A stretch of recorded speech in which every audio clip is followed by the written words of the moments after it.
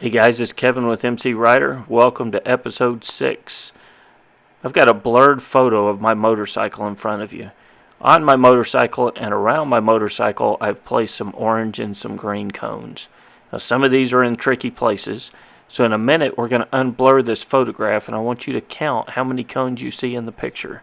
Now remember, some of these are in tricky places, so look carefully, but all of the cones are within 4 or 5 feet of the motorcycle.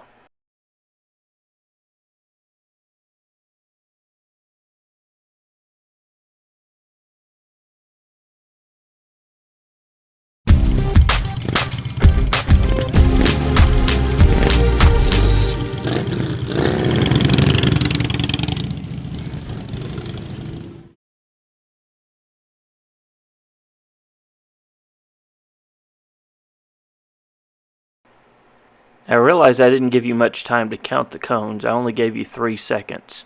But how many was able to get close to the number of cones in this picture? In reality, there's 4 green cones. They're stacked on top of each other in some places. And there's 5 orange cones. Some of them are stacked as well. But the real purpose of this video was not to see if you could count the cones in the picture. What I really wanted to know is if you could tell me what billboard signs were in the background. How many of you would have been able to tell me that there was a Firestone and a John Deere billboard in the background? Unless you paused the video and really took time to study it, I'd say that very few were able to tell me that there were billboards in the background, much less who they advertised for, John Deere and Firestone. And it's because I asked you to look in a certain specific area of the screen.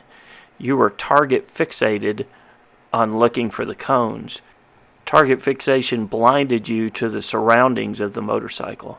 In this episode of MCrider, let's define target fixation and let's look at its effect on your ability to handle a motorcycle.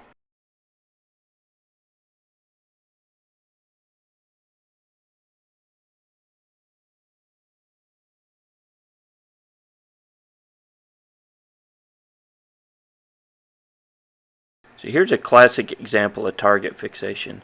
This rider is approaching a left-hand turn. He's got a guardrail to the right, and instead of looking through the turn, he gets fixated on the guardrail and runs right into it.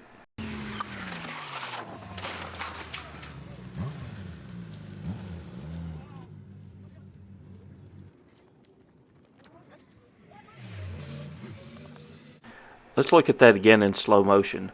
At the start of this video, the rider has approached the left-hand turn, and he should already be looking to the left through the turn.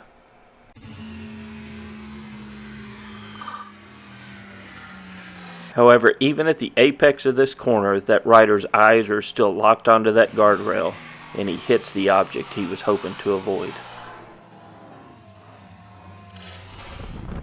So we've talked about target fixation and defined it as crashing into an object that you want to avoid, but you crash into it because you're staring or you're fixated on that target.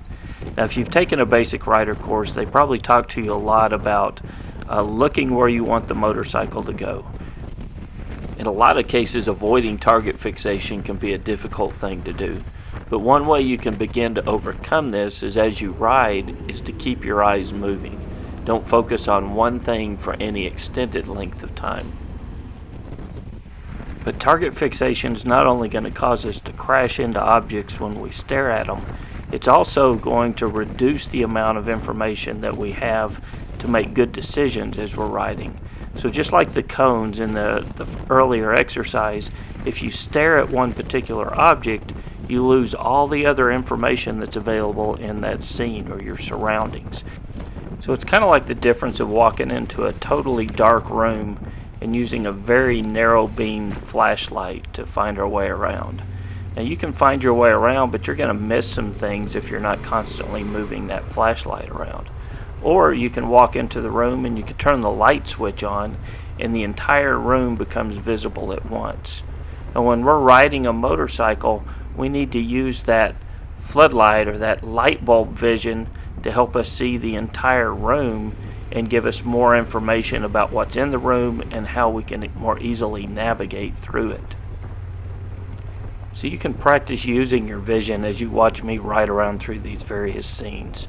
Use your pinpoint vision to find out where potential hazards are, but don't stare at them very long, keeping your primary focus where you would want the motorcycle to go, and then using your broader vision to continue to monitor the potential hazards. So at the start of this episode, I gave you 3 seconds to count the cones in the picture. But why did I pick 3 seconds? Because if you're traveling down the road at 70 miles an hour and you stare at an object for 3 seconds, which didn't seem like a very long time initially, right? But 3 seconds at 70 miles per hour equates to 308 feet of travel space. So you've given up 308 feet that you are totally blind to the rest of your surroundings because you stare at a single object. On corners, it's particularly important to develop the ability to look through a corner. So as you approach a corner, you're looking through the corner and on the road surface for potential hazards. And then as you reach the corner, you're turning your head and looking in the direction you want the motorcycle to go. And then if you did happen to find a hazard in that corner, don't stare at it, but continue to look through the corner and in the direction you want the motorcycle to go. So it's imperative, it's a must for riders to learn to use your vision correctly.